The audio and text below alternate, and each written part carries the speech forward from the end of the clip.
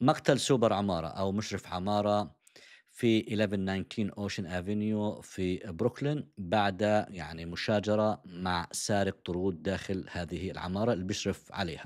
الحادثة حدثت يوم أمس الأربعاء.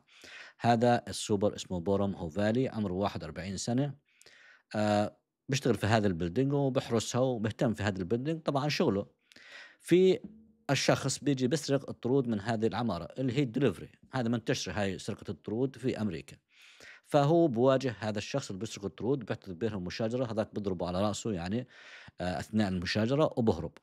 فبنقلوه على المستشفى لكنه بتوفى في المستشفى. وهذا الشخص يعني هو إنسان مهاجر جاي يعيش في أمريكا، ويعمل في هذه الوظيفة الشغل يعني. عنده 3 أطفال 6 سنوات و8 سنوات وسنتين. زوجته بتحكي هو هاجر من بلده عشان يعيش حياة كريمة في أمريكا. الآن خسرنا هذا الزوج وأطفالها ال3 يعني الموجودة في هذه الحالة المأساوية.